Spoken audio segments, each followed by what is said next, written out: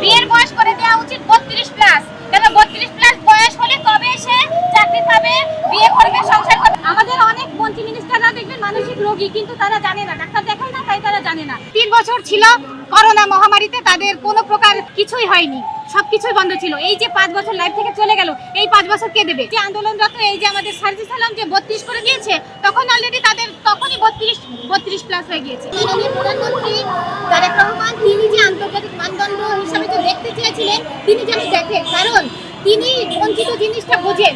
দীর্ঘ 17 বছর তিনি বঞ্চিত ছিলেন তার অধিকার থেকে।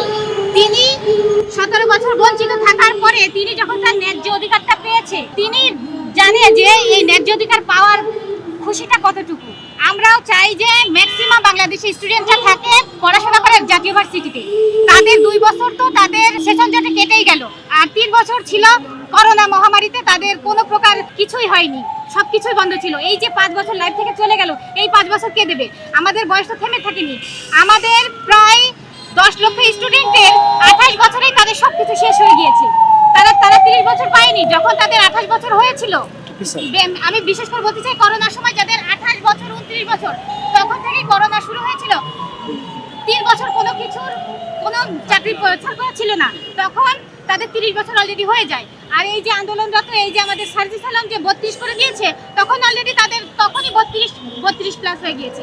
তার মানে ওই যে কিছু সংখ্যক লোক, প্রায় 10 লক্ষ লোক কোনো সুবিধাই পায়নি। আমরা এই গাড়িটির হিসাবটাও আমাদের মাননীয় প্রধানমন্ত্রী তারেক রহমানকে বোঝাতে চাই যে আমরা আসলেই বঞ্চিত। তো বঞ্চিতের ব্যথা আপনিই বুঝবেন, বঞ্চিতের ব্যথা আপনার চেয়ে বেশি কেউ বুঝবে না। আমরা আসলে বঞ্চিত স্টুডেন্ট, আর স্টুডেন্টদেরকে উপেক্ষা করে আসলে ভালো কিছু কোনো দেশে হওয়া সম্ভব বলে আমার মনে হয় না।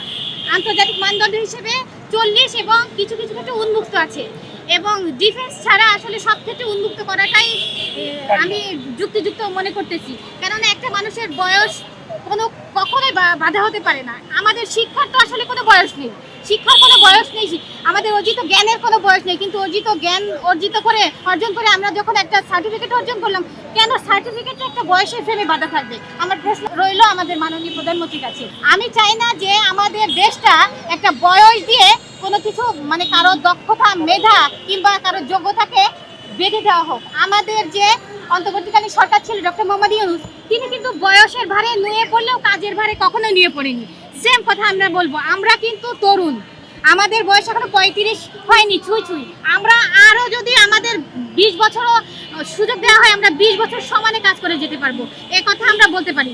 যাই হোক, আমাদের মেইন কথা হলো আন্তর্জাতিক মানদণ্ড হিসেবে আমাদের আশেপাশে পাকিস্তান ছাড়া সব দেশেই 40-45 কিছু কিছু ক্ষেত্রে উন্নত।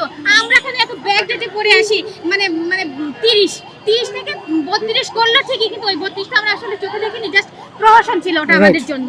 ঠিক আছে, তো আমরা চাই আমাদের মাননীয় প্রধানমন্ত্রী তারেক রহমান যেন আমাদের এই বঞ্চিত বিষয়টা, আমি বারবার বলতে চাই, বঞ্চিত বিষয়টা তিনি যেন বুঝতে পারেন যে আমরা বঞ্চিত হয়েছি সেশন জটে, আমরা বঞ্চিত হয়েছি করোনাতে, এবং আরো বঞ্চিত হয়েছি বিগত সরকারের যে